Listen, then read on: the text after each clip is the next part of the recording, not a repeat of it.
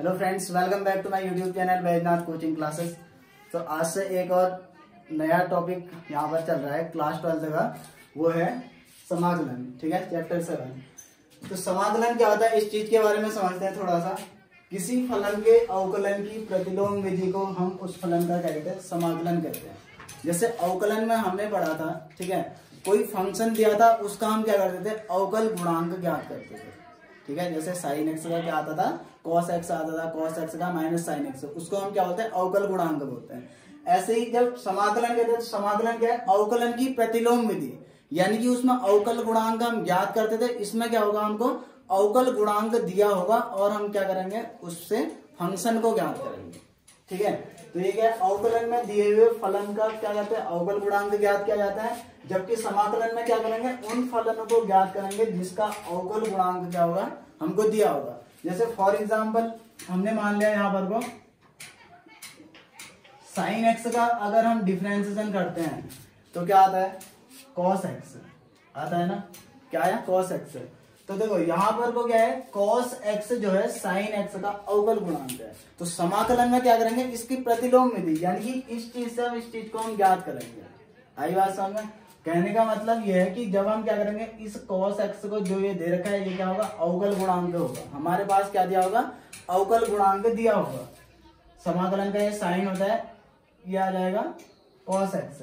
इसका अवकल गुणांक हमको दे रखा है, इसका क्या है, ये अवकल गुणांक है।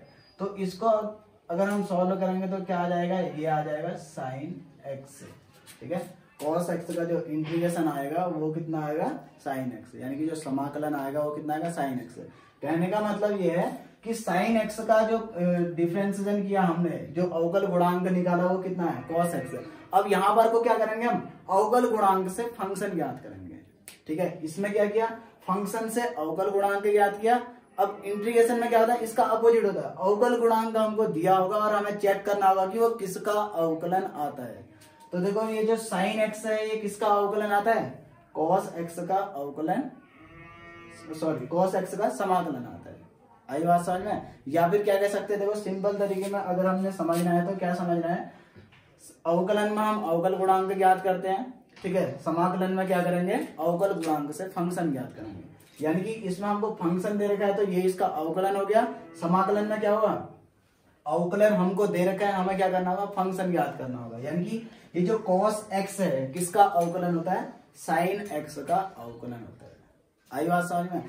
या फिर इसको देखो एक और तरीके से हम समझ सकते हैं। इसमें क्या करेंगे, इसको लिख लेंगे हम क्या, d, और क्या लिख लेंगे, sin x। क्या लिखेंगे, d sin x।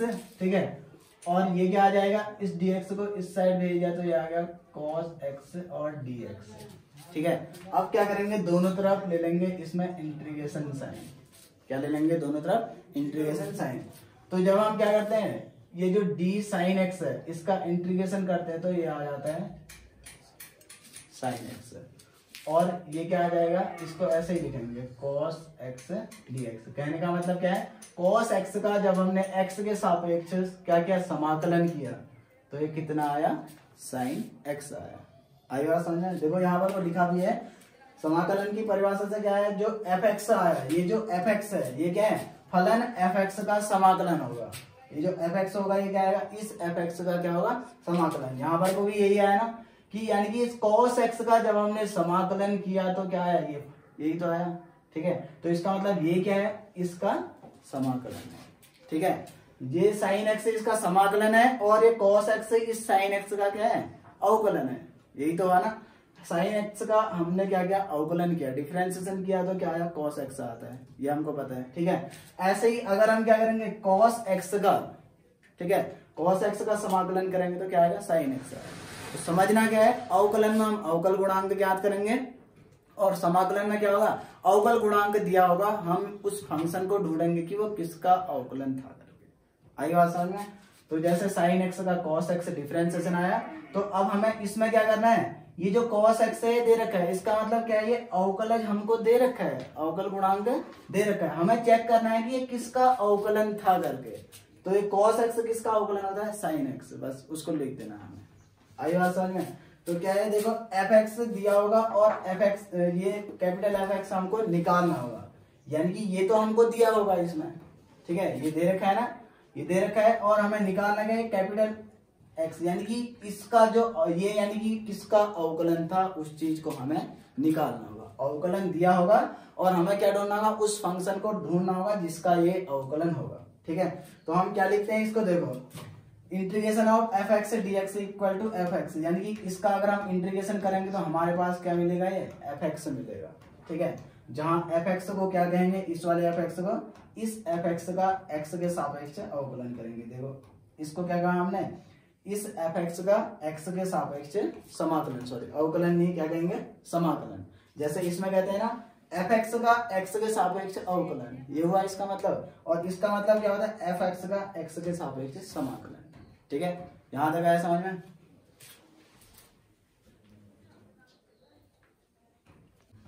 अब देखो जैसे अभी हमने साइन एक्स का क्या किया, समाकलन किया, या कॉस एक्स का समाकलन किया तो क्या है, साइन एक्स आया, है ना।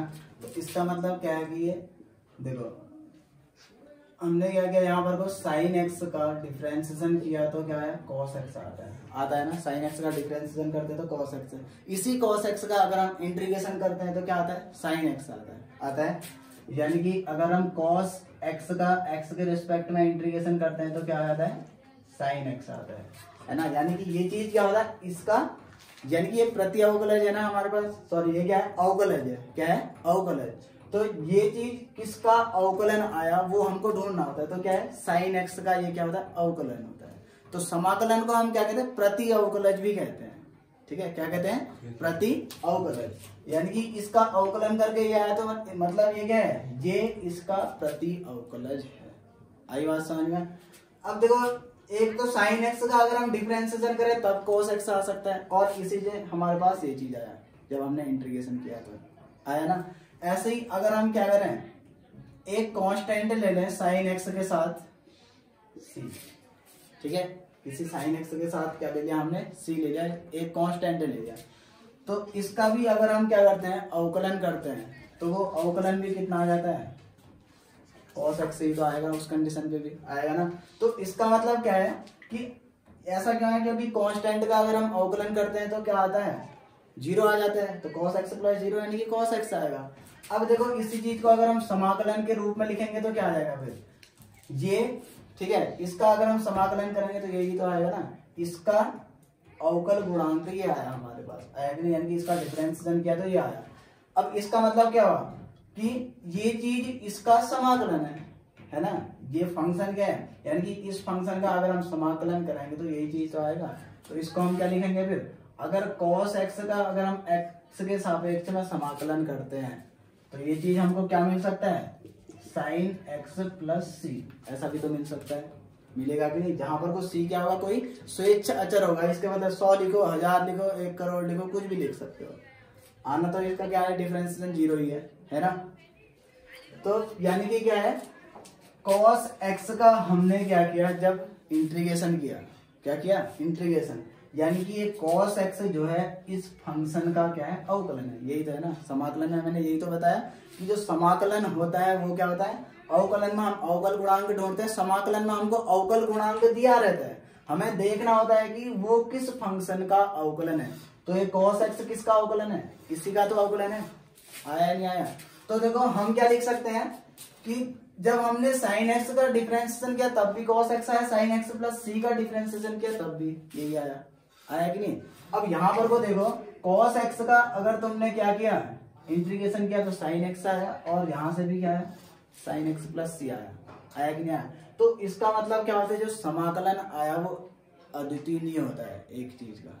आई बात समझ। जैसे अवकलन है cos x कब आया, जब sin x का इसका डिफरेंशिएशन किया तब भी cos x आया, sin x प्लस c किया तब भी क्या है, cos x आया। जब जहां पर कोई c क्या है, एक कांस्टेंट है, क्या है, कांस्टेंट है, ठीक है, आया कि नहीं आया। इसका मतलब क्या हुआ फिर, इस ये जो cos x आ रहा है, ठीक है, इसका जो प्रति अवकलज है sin x प्लस c भी हो सकता है, sin x भी हो सकता है। तो इसका मतलब हम क्या कह सकते हैं, कभी भी प्रति अवकलज अद्वितीय नहीं होता। अद्वितीय मतलब एक ही चीज नहीं होगा। आई बात समझ में, है ना। इसका ये क्या है, प्रति अवकलज ही तो है, सॉरी मतलब ये जो साइन एक्स है इसका क्या है, प्रति अवकलज है। तो प्रति अवकलज हमेशा अद्वितीय नहीं होगा, है ना। ये सी भी लिख सकते हो, सी के बदले 100 भी लिख सकते हो, 1000 भी लिख सकते हो, 1 करोड़ भी लिख सकते हो, तो कुछ भी आ सकता है कि नहीं आ सकता है ना। इसका डिफरेंशिएशन करोगे तब भी cos x ही तो आएगा, 100 लिखोगे तब भी cos x है, 1000 लिखोगे तब भी cos x है। तो इसका मतलब क्या है, cos x का जो प्रति अवकलज आता है वो हमेशा क्या होगा, एक ही चीज नहीं होगा।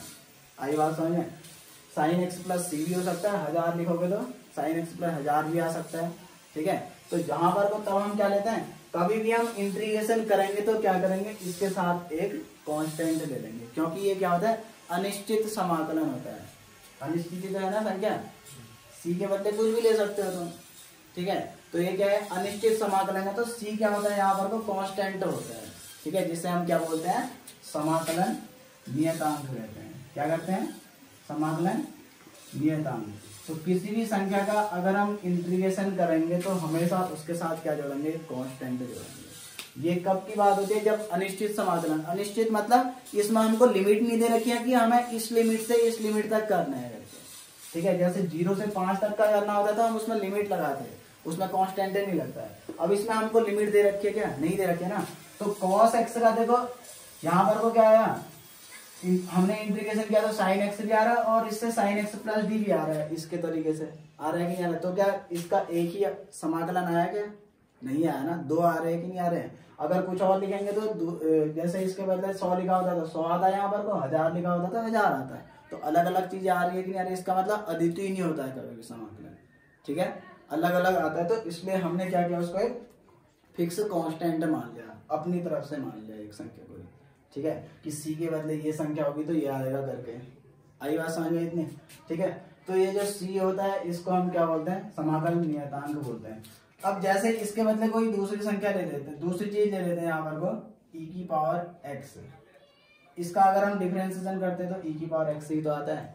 अब देखो इसी का अगर आप इंटीग्रेशन की बात कर देंगे, यानी कि इंटीग्रेशन में ये समझ लो कि इस dx को यहाँ भेज दिया, ठीक है, क्या करते हैं हमने, dx को यहाँ भेज दिया तो e की पावर x से dx बन जाएगा, बोला बनेगा कि नहीं, e की पावर x से dx, और यहाँ पर को क्या हो जाएगा, d e की पावर x, क्या आ गया, d e की पावर x। फिर दोनों तरफ क्या करेंगे, इंटीग्रेशन कर देंगे तो e की पावर d e की पावर x का जो इंटीग्रेशन होता है ये कितना आ जाता है, e की पावर x आ जाएगा।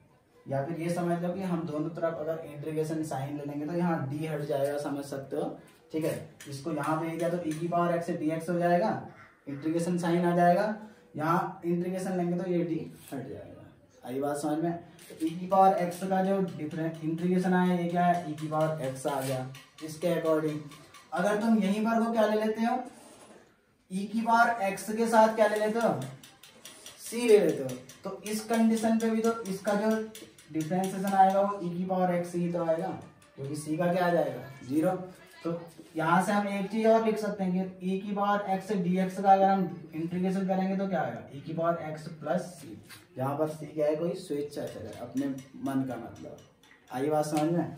तो जब भी हम क्या करेंगे, क्योंकि ये अद्वितीय नहीं होता है, अभी बता दिया ना, देखो ये अद्वितीय हल आया गया इसका, e की पावर x का ये भी आ रहा है और ये चीज भी आ रहा है, तो इसका मतलब क्या है, जो इंटीग्रेशन होता है वो अद्वितीय नहीं होता है, इसलिए हमें क्या करना होता है, इसमें एक c कांस्टेंट लेना पड़ता है। आई बात समझ में इतनी। अब इसमें कुछ इंपोर्टेंट फॉर्मूले पढ़ते हैं। d/dx यानी कि जब हम x की पावर n+1/n+1 का डिफरेंशिएशन करते हैं तो ये आता है x की पावर n, ठीक है। तो इसका मतलब क्या है, यानी कि जब हम क्या करेंगे, x की पावर n का इंटीग्रेशन करेंगे, इसका इंटीग्रेशन करेंगे तो इससे क्या आ जाएगा, ये चीज मिलेगा, है ना। ये इसका प्रति अवकलज क्या आएगा, ये, ठीक है। इस फंक्शन को दिया है तो इसका डिफरेंशिएशन है, तो डिफरेंशिएशन अब समाकलन में क्या होता है, डिफरेंशिएशन दिया होता है, अवकलज हमको उसका ज्ञात मतलब फंक्शन ज्ञात करना होता है, ठीक है। डिफरेंशिएशन दिया होता है तो फंक्शन हमें क्या करना होता है, ज्ञात करना है। तो इसका जब ये डिफरेंशिएशन दे रखा है, ठीक है, इसका अगर हमें क्या करना है, फंक्शन ज्ञात करना है, यानी कि किस फंक्शन का अवकलन ऐसा आता है, तो ये क्या आ जाएगा, x की पावर n+1/n+1। ऐसे ही जब क्या आता है, देखो यहाँ पर को x के रिस्पेक्ट में जब हम डिफरेंशिएशन करते हैं तो कितना आ जाता है, 1। तो इसका मतलब क्या है, जब हम 1 का x के रिस्पेक्ट में डिफरेंशिएशन करेंगे तो ये कितना आ जाएगा, एक्स आ जाएगा। ठीक है, ऐसे ही इसमें क्या आ जाएगा फिर एन एक्स की पावर एन माइनस वन का इंटीग्रेशन करेंगे तो ये आ जाएगा एक्स की पावर एन। ऐसे ही कॉस एक्स का जब हम डिफरेंशिएशन करेंगे सॉरी इंटीग्रेशन करेंगे तो ये आ जाएगा साइन एक्स। इसी चीज से ये चीज मिल रहा है। ठीक है, उसी का अपोजिट कह देना है। साइन एक्स का अगर कॉस एक्स से डिफरेंशिएशन है तो कॉस एक्स किसका डिफरेंशिएशन होता है वो चीज हमको देखना। तो किसका होता है, साइन एक्स का डिफरेंशिएशन होता है। ठीक है, ऐसे ही साइन एक्स का इंटीग्रेशन करेंगे तो कितना आ जाता है, ये देखो अगर cos x का करते हैं तो माइनस में आता है ना, तो हमने इस माइनस को यहाँ लिख के यहाँ लिखा है, तो इसका मतलब क्या हो जाता है साइन x का अगर हम क्या करेंगे इंटीग्रेशन करेंगे तो कितना आ जाता है माइनस का cos x। ठीक है, cos x का अगर हम क्या करते हैं डिफरेंशिएशन करते हैं तो माइनस में आता है। किस में आता है, माइनस। इस माइनस को अगर यहाँ मान रहे तो यही चीज तो आएगा। तो इसका मतलब अगर हम माइनस साइन एक्स का करेंगे तो ये प्लस में आएगा, और प्लस वाले का करेंगे तो किस में आ जाएगा, माइनस में आएगा। ठीक है, तब इस माइनस को हमने यहाँ ना लेकर के यहाँ पर को ले लेते हैं। ऐसे ही cos x का अब उसी इस चीज को यहाँ पर को लिख लेंगे, यानी कि माइनस साइन एक्स का अगर हम डिफरेंशिएशन करेंगे तो कितना आ जाएगा प्लस का cos x। आ रहा है ना, प्लस है तो माइनस में, माइनस आएगा तो प्लस में। ठीक है, फिर सेक का अगर हम सेक स्क्वायर एक्स का अगर हम क्या करेंगे इंटीग्रेशन करेंगे तो सेक स्क्वायर एक्स का आ जाएगा 10x। सेक एक्स का डिफरेंशिएशन अलग आता है, अलग चीज है, सेक स्क्वायर एक्स के अलग आता है इंटीग्रेशन में। ठीक है, ऐसे ही अगर हम कोसेक स्क्वायर एक्स का अगर हम क्या करेंगे इंटीग्रेशन करेंगे तो ये आ जाएगा माइनस का कॉट एक्स। ये सब फॉर्मूले याद करने हैं, अगले एक्सरसाइज में काम आएंगे। ऐसे ही यहाँ पर को क्या लिखेंगे, देखो integration of sec x 10x। और देखो एक चीज और ध्यान में रखनी है, इसमें बताया था ना कि ये x की पावर n का भी है और x की पावर n प्लस c का भी। मतलब कहने का मतलब क्या है कि ये जो इसका जो डिफरेंशिएशन आ रखा है, ये चीज आ रखा है ना, अगर इसके बदले कांस्टेंट मान रहे हम 2, तो 2 का डिफरेंशिएशन करेंगे तो क्या बन जाएगा, 0 ही तो बनेगा ना। तो इसका मतलब क्या है, इस चीज को जैसे हमने ये लिखा है तो इसका मतलब क्या लिखेंगे यहाँ पर, 2 भी तो लिख सकते हैं ना। x की पावर n से ये चीज मिल रहा है, और x की पावर यानी कि इसी चीज का जो डिफरेंशिएशन आ रखा है वो x की पावर n भी है, और जब हम इसके साथ 2 लिखेंगे तब भी तो x की पावर n ही मिलेगा। तो हम यहाँ पर को क्या लिख सकते हैं, x की पावर n dx का जो डिफरेंशिएशन है वो इसके साथ प्लस में 2 भी आ सकता है। अब उसको 2 ना लिख करके हम क्या लिखेंगे, प्लस c। ऐसे ही इन सब में क्या आ जाएगा, c आ जाएगा। ठीक है, जिस c को हम क्या बोलते हैं, समाकलन नियतांक बोलते हैं। ठीक है, ऐसे ही इसका क्या बन जाएगा फिर sec x प्लस सी, और cosec x cot x का अगर हम इंटीग्रेशन करेंगे तो ये कितना आ जाएगा, माइनस का cosec x प्लस सी। अब देखो साइन इनवर्स x का ये डिफरेंशिएशन है, इसका मतलब इसका इंटीग्रेशन करेंगे तो यही तो आएगा। ठीक है, तो ये आ जाएगा 1/√1 माइनस एक्स स्क्वायर का अगर हम इंटीग्रेशन करेंगे तो कितना आ जाएगा, ये साइन इनवर्स x और प्लस कितना c। ऐसे ही देखो एक चीज और है, इसी का डिफरेंशिएशन इंटीग्रेशन एक चीज और आ सकता है। cos इनवर्स x का कितना आता है, माइनस में आता है। किस में आता है, माइनस में आता है ना। साइन इनवर्स का यही चीज आता है, अगर हम क्या करें cos इनवर्स का करें तो यही चीज आएगा, लेकिन किस में आता है, माइनस में। अब अगर हम माइनस वाले का डिफरेंशिएशन करेंगे तो इसका मतलब वो क्या आ जाएगा, cos x आएगा। जैसे ये है, यहाँ पर को माइनस लिख दो, तो माइनस वाले का इंटीग्रेशन करोगे तो क्या आ जाएगा, cos इनवर्स x। अब इस माइनस को यहाँ लगा दो, इसमें प्लस ही मान लो, तो इसका मतलब इसका हम एक और इंटीग्रेशन लिख सकते हैं क्या, cos माइनस का cos इनवर्स x और प्लस कितना लिख सकते हैं, c। तो इसके इंटीग्रेशन 2 टाइप से लिख सकते हैं हम, इसको भी और इसको भी। ठीक है, ऐसे ही इसमें लिखेंगे क्या, 1/1 प्लस एक्स स्क्वायर, इसका इंटीग्रेशन करेंगे तो ये आ जाएगा tan inverse x plus c। और इसी का एक और चीज लिख सकते हैं, देखो ये क्या है, cot इनवर्स x का माइनस में आता है ना, इस माइनस को यहाँ भेज दिया, तो इसी का आप इंटीग्रेशन करोगे तो क्या आ सकता है, माइनस cot इनवर्स भी तो आएगा। ठीक है, तो माइनस का cot inverse x plus c। ऐसे ही आ गया 1/x√x² माइनस 1, इसका डिफरेंशिएशन करेंगे तो ये आ जाएगा sec inverse x plus c। I hope कि आप लोगों को ये वीडियो पसंद आई होगी। अगर वीडियो पसंद आई है तो वीडियो को लाइक करें, कमेंट करें और शेयर करें, साथ ही साथ चैनल को